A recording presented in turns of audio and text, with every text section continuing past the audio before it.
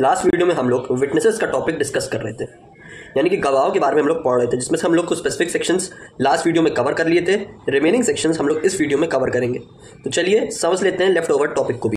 तो last video में हम लोग विटनेसेस का टॉपिक डिस्कस कर रहे थे, जिसमें हम लोग ने विटनेस के बारे में ये पढ़ा था कि वो अगर कोर्ट में प्रेजेंट होता है तो गवाही वो कैसे देगा। ठीक है, हम इसी विटनेसेस के टॉपिक को अब हम लोग आज और आगे बढ़ाएंगे, यानी कि जो 132 से 139 तक के सेक्शंस थे जो लेफ्ट ओवर थे, उसको आज हम लोग कवर करेंगे। तो चलिए स्टार्ट करते हैं सेक्शन 132 से। 132 बात करता है प्रोफेशनल कम्युनिकेशन के बारे में। प्रोफेशनल कम्युनिकेशन के बारे में कौन सा प्रोफेशनल कम्युनिकेशन और ये किसका प्रोफेशनल कम्युनिकेशन है? ये कम्युनिकेशन है एडवोकेट और उसके क्लाइंट के बीच का, जो हम लोग लास्ट सेक्शन 131 में कवर कर रहे थे। Information as to commission of offences, है ना। तो उसमें मजिस्ट्रेट और पुलिस ऑफिसर के बारे में हम लोग पढ़ रहे थे कि वो उनसे कोई इन्फॉर्मेशन डिस्क्लोज नहीं करेगा, है ना। उनकी की गई इन्फॉर्मेशन को कोई डिस्क्लोज नहीं करेगा। तो वैसे ही 132 प्रोफेशनल कम्युनिकेशन के बारे में, यानी कि यहाँ पे एडवोकेट और क्लाइंट के कम्युनिकेशन के बारे में बात की गई है। इसमें क्या बताया जा रहा है इसमें कि अगर एडवोकेट और क्लाइंट के बीच में कोई भी अगर कुछ कम्युनिकेशन क्रिएट हुआ है कुछ भी मैटर को लेके इन स्पेसिफिक केसेस, ठीक है, इन स्पेसिफिक केस, तो उसमें ये रहेगा कि यहाँ पे वो क्लाइंट आपस की इंफॉर्मेशन को कहीं डिस्क्लोज नहीं करेगा। ठीक है, और साथ ही साथ इसमें एडवोकेट की भी ड्यूटी बनती है कि वो भी बिना क्लाइंट के कंसेंट के कोई भी आपका कम्युनिकेशन डिस्क्लोज नहीं करेगा कोई भी स्पेसिफिक मैटर में। ठीक है, ना ही क्लाइंट करेगा ना ही एडवोकेट करेगा। जैसे कि कई बार होता है ना कि मान लीजिए एडवोकेट ने क्लाइंट को कोई लीगल एडवाइस दी, अब उसके बाद क्लाइंट इसका कहीं मिसयूज कर रहा है या कोई भी स्पेसिफिक चीज इसमें बता रहा है कि ऐसा नहीं ऐसा होगा इसमें, या कई बार होता है कि क्लाइंट फीस नहीं देता तो एडवोकेट वही उसी की इंफॉर्मेशन को अगेंस्ट पार्टी को दे देता है ना। तो ये सब उसमें ये करने से सेक्शन 132 आपको रोका है। लेकिन कुछ स्पेसिफिक सिचुएशन है कि यहाँ पे प्रोफेशनल कम्युनिकेशन को डिस्क्लोज किया जा सकता है, यानी कि कुछ यहाँ पे एक्सेप्शंस दिए गए हैं जिसपे प्रोफेशनल कम्युनिकेशन डिस्क्लोज किया जा सकता है। ठीक है, पहला इसमें है कि अगर कोई इलीगल पर्पस क्रिएट हो रहा है, कहने का मतलब है कि यहाँ पे अगर एडवोकेट या फिर क्लाइंट एडवोकेट से कह रहा है कि मुझे मान लीजिए बी की कोई प्रॉपर्टी है, अब मुझे उसको कब्जा करना है, तो थोड़ा नकली फेक डॉक्यूमेंट्स मुझे बनवाने, तो जरा हेल्प कर दीजिए, इसमें क्या प्रोसीजर है, क्या कैसे होगा। तो इस तरह के एडवाइस ले रहा है कुछ इलीगल पर्पस को क्रिएट करने के लिए, तो उसमें प्रोफेशनल कम्युनिकेशन को डिस्क्लोज किया जा सकता है। साथ ही साथ अगर वो इलीगल पर्पस किसी फ्रॉड, है ना, किसी फ्रॉड को या फिर किसी क्राइम के कमिटमेंट को स्टार्ट कर रहा है, या कोई क्राइम का कमिटमेंट हो रहा है, या फिर फ्रॉड जैसी सिचुएशन कुछ क्रिएट हो रही है ऐसे कम्युनिकेशन के थ्रू, तो ऐसी कम्युनिकेशन को एडवोकेट डिस्क्लोज कर सकता है अगर उससे पूछी जाए तो। क्योंकि प्रोफेशनल कम्युनिकेशन का बेसिकली यही ऑब्जेक्टिव है कि आपस की जो सीक्रेसी है तो इंडिविजुअल के बीच, खास एडवोकेट और क्लाइंट के बीच, वो मेंटेनेबल रहे। लेकिन अगर कुछ ऐसी सिचुएशन क्रिएट होती है जिसमें ये दो एक्सेप्शंस अगर क्रिएट होते हैं, तो ऐसी एक्सेप्शंस क्रिएट होने पे प्रोफेशनल कम्युनिकेशन को डिस्क्लोज किया जा सकता है। साथ ही साथ इसमें यह बताया जा रहा है कि इसमें ड्यूटी बनती है एडवोकेट और क्लाइंट की, दोनों की ड्यूटी बनती है कि वो जो इंफॉर्मेशन है वो सर्विस सीज्ड होने के बाद भी चलेगी। यानी कि मान लीजिए एडवोकेट ने क्लाइंट का काम कर दिया, क्लाइंट जैसे मान लीजिए बेल के मैटर पे रिलीज हो गया, ठीक है, तो रिलीज होने के बाद भी उसको वो प्रोफेशनल कम्युनिकेशन को कहीं डिस्क्लोज नहीं करने की, आपस में जो भी बात हुई हो कोई भी स्पेसिफिक सिचुएशन में, तो वो आफ्टर कंप्लीशन ऑफ वर्क भी उसको सेव करके रखना है। तो ये है सेक्शन 132। देखते हैं सेक्शन 133 क्या बताना चाह रहा है। सेक्शन 132 का ही कंटिन्यूइंग पार्ट है। क्या बताया जा रहा है? Privilege not waived by volunteering evidence. Privilege not waived by volunteering evidence. क्या बताया जा रहा है इसमें कि अगर यहां पे कोई पार्टी कोई सूट में, क्या बताया जा रहा है, कोई पार्टी कोई सूट में कोई फैक्ट का एविडेंस दे रही है ना, ठीक है, तो उस फैक्ट में क्या हो रहा है, यहाँ पे वो कंसेंट, उसने जैसे मान लीजिए वहां पे उसने कंसेंट नहीं लिया, ठीक है, अंडर सेक्शन 32 में जो हम लोग यहाँ पढ़ के आए हैं, ठीक है, अभी पहले। तो यहाँ पे कोई पार्टी ने किसी सूट में कोई फैक्ट एविडेंस देने में मान लीजिए एडवोकेट का कंसेंट नहीं लिया, ठीक है, पहले से ही, और यहाँ पे अगर कोई सूट या प्रोसीडिंग में किसी एडवोकेट को विटनेस बना के बुलाया जा रहा है, कोर्ट प्रोसीडिंग में किसी एडवोकेट को विटनेस बना के कोर्ट प्रोसीडिंग में प्रेजेंट किया जा रहा है, तो ये तभी उस फैक्ट्स का डिस्क्लोज करेगा, तभी उस फैक्ट का डिस्क्लोजर किया जाएगा जब यहाँ पे उसको कंसेंट मिली हो। यानी कि जब उससे एडवोकेट के थ्रू यहाँ पे कुछ सवाल पूछा जा रहा है,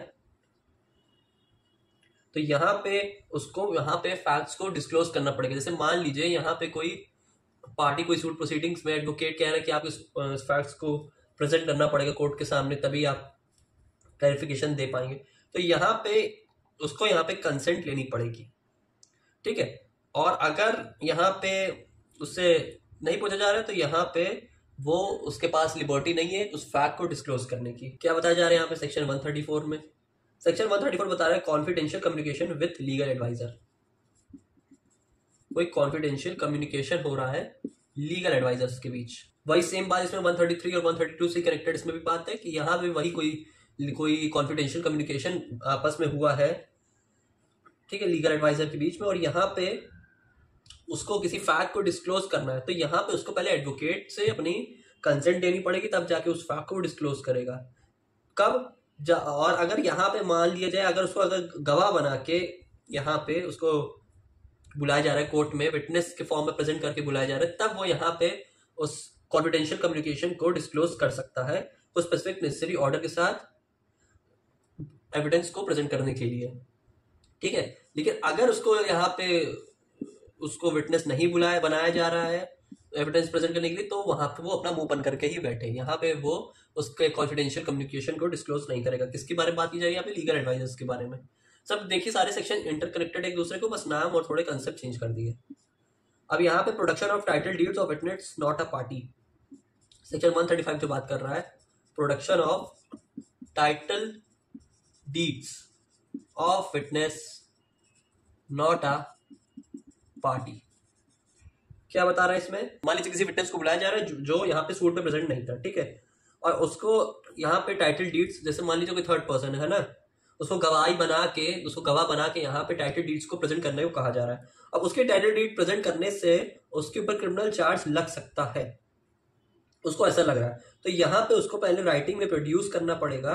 तो यहाँ पे उसको जिससे वो प्रोडक्शन ले रहा है, यानी कि जिससे वो टाइटल डीड्स मांग रहा है, तो यहाँ पे उसको पहले राइटिंग में एक प्रॉपर फॉर्मेट में लिखवाना पड़ेगा, उसके बारे में सारी इंफॉर्मेशन देनी होगी, तब जाके वो टाइटल डीड्स को प्रेजेंट कर सकता है कोर्ट में। कौन? थर्ड पर्सन, जो उसको विटनेस बना के बुलाया जा रहा है टाइटल डीड प्रेजेंट करने के लिए। अब यहाँ पे देखते हैं 136 क्या बताया जा रहा है। प्रोडक्शन ऑफ डॉक्यूमेंट्स और of electronic record which another person have possession to refuse to produce. यहाँ पे डॉक्यूमेंट्स के प्रोडक्शन को लेकर बात की जा रही है। कैसा डॉक्यूमेंट? जो कि इलेक्ट्रॉनिक रिकॉर्ड के फॉर्मेट में कोर्ट यहाँ पे अवेलेबल है, ठीक है, और वो उसका जो पोजीशन है वो किसी अनदर पर्सन के हाथ में। क्या मतलब हुआ इसका? जैसे मान लीजिए कोई डॉक्यूमेंट है, हम लोग 135 में टाइटल डीड पढ़ के आए अभी, तो टाइटल डीड्स का मतलब कोई इलेक्ट्रॉनिक रिकॉर्ड में कोई फॉर्मेट है, वो किसी थर्ड पर्सन के पास है ना, तो थर्ड पर्सन के पास यहाँ पे पड़ा हुआ है वो, तो उसको यहाँ पे वो डॉक्यूमेंट कोर्ट में उसको नहीं प्रेजेंट करना है, यानी कि उसको उस इलेक्ट्रॉनिक रिकॉर्ड को डिस्क्लोज नहीं करना है, जब जैसे अगर वो सेम ओनर के पास ही पड़ा हुआ रहता हो। कहने का मतलब है कोई इलेक्ट्रॉनिक रिकॉर्ड जैसे कोई पास्ट किया कोई पहले किसी पर्सन के पास अवेलेबल होगा, इलेक्ट्रॉनिक रिकॉर्ड पड़ा होगा, तो उसने जैसे उसने डिस्क्लोज नहीं किया, तो वैसे ही आपको भी उसको डिस्क्लोज नहीं करना है। और यहाँ पे अगर आप उसको डिस्क्लोज करना चाह रहे हैं तो आपको पहले थर्ड पर्सन से पूछना जरूरी है, यानी कि बिना उससे कंट्रोल के आप उस डॉक्यूमेंट को, इलेक्ट्रॉनिक रिकॉर्ड को यहाँ पे यूज नहीं कर सकते। कहने का मतलब है कि आप उससे रिलेटेड कोई जानकारी किसी पर्सन को यहाँ पे यानी कि कोर्ट के सामने प्रोड्यूस नहीं कर सकते, कहने का मतलब है। देखते हैं 137, witness not excused from answering on ground that answer will criminate. Witness not excused from answering on ground that answer will criminate। क्या मतलब है इस 137 के स्टेटमेंट का?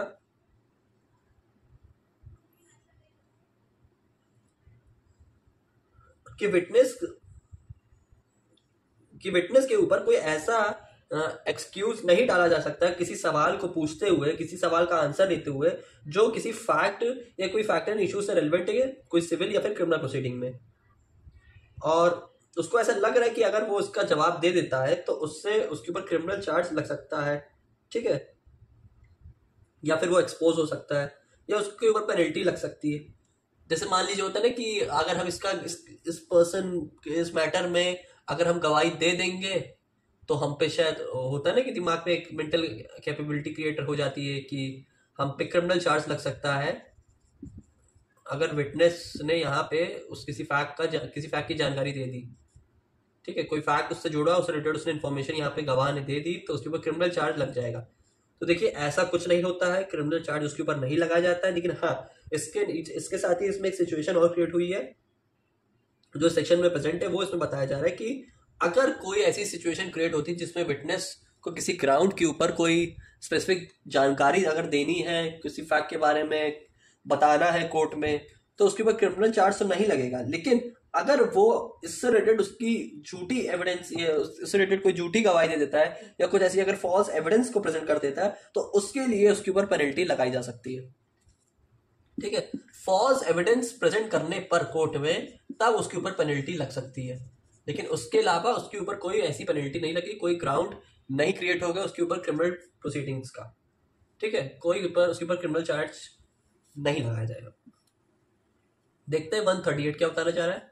138 बात कर रहा है अकम्प्लिस के बारे में, जो कि हम ऑलरेडी टाइप्स ऑफ विटनेस के टॉपिक में पढ़ के आ चुके हैं, ठीक है। तो इसमें यहाँ पे अकम्प्लिस की मीनिंग क्या है यही डिफाइन किया गया है। तो इसको हम लोग पार्टनर इन क्राइम बोलते हैं, क्राइम सपोर्टर बोलते हैं, या फिर हेल्पर भी बोलते हैं। यानी किसी ने आपके अपराध करने में आपका साथी रहा या आपकी मदद की।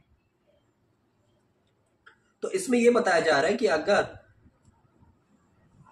वो यहाँ पे अकम्प्लिस, मान लीजिए ए पर्सन है और बी पर्सन है, बी अकम्प्लिस था, तो ए तो भाग गया और बी ने यहाँ पे गवाही दी, विटनेस, और विटनेस बन के उसने गवाही दी और उसको कोर्ट ने कन्विक्ट कर लिया किसी मैटर पे, उसके ऊपर चार्जेस लगा गए, तो वो चार्जेस लीगल कहलाएंगे, वो चार्जेस इनलीगल नहीं कहलाए जाएंगे। क्यों? क्योंकि उसने कोरोबोरेटेड टेस्टिमनी दी है। क्या दी है? कोरोबोरेटेड टेस्टिमनी दी है। कहने का मतलब है कि उसने उस फैक्ट की जानकारी दी है जो उस मैटर, उस क्राइम के सपोर्ट में आता है। तो उससे रिलेटेड अगर कोई वो इन्फॉर्मेशन दे रहा है, कोर्ट के सामने प्रेजेंट हो रहा है एज अ विटनेस, तो वहां पे वो उसकी गवाही लीगल कहलाई जाएगी, और अगर उसका कन्विक्शन भी हो जाता है तो वो भी लीगल होगा। ये नहीं कहेगा कि मेरे को छोड़ दीजिए, नहीं। सेक्शन 139 में कुछ नहीं बताया गया, एकदम सिंपल सी बात की गई है इसमें। नंबर ऑफ विटनेसेस कितने होने चाहिए किसी फैक्ट को या फिर किसी एविडेंस को प्रूव करने पर, तो देखिए ऐसा कुछ नहीं इसमें है। कोई नंबर ऑफ विटनेस यहाँ पे डिफाइन नहीं किए गए कि इतने विटनेस आप अगर कोर्ट प्रेजेंट होंगे तो एक्यूज पे ट्रायल चलाया जाएगा, एक्यूज के ऊपर चार्जेस लगाए जाएंगे, ऐसा कुछ इसमें नहीं है। No particular number of witnesses shall in any case be required for the proof of any fact. किसी फैक्ट को प्रूव करने में कितने विटनेस लगेंगे ये मैटर नहीं करता। क्या क्वालिटी ऑफ विटनेस इसमें है, क्या क्वालिटी ऑफ फैक्ट्स है, क्या उससे वो मैच हो रहे हैं आपके फैक्ट एंड इश्यू पे, ये मैटर करता है। क्वांटिटी कितनी है ये मैटर नहीं करता है। तो ये है सेक्शन 139 का कंसेप्ट। तो इसमें हम लोग ने विटनेसेस के बेसिक इन्फॉर्मेशन पढ़े, जो एडवोकेट और क्लाइंट के कम्युनिकेशन होते हैं, किसी डॉक्यूमेंट को अगर प्रेजेंट करना है हमें तो उससे रिलेटेड। तो ये देखिए खास कुछ स्पेसिफिक इसमें थ्योरी नहीं है, एक सिंपल से बेसिक से कंसेप्ट है, केवल इसको समझने के लिए ही है। इसमें कुछ खास एप्रोप्रिएट प्रोविजन नहीं दिए गए, ठीक है। तो ये था सेक्शन 139 तक का कंसेप्ट। आई होप आपको ये सेक्शंस भी अच्छे से कवर हो गए होंगे।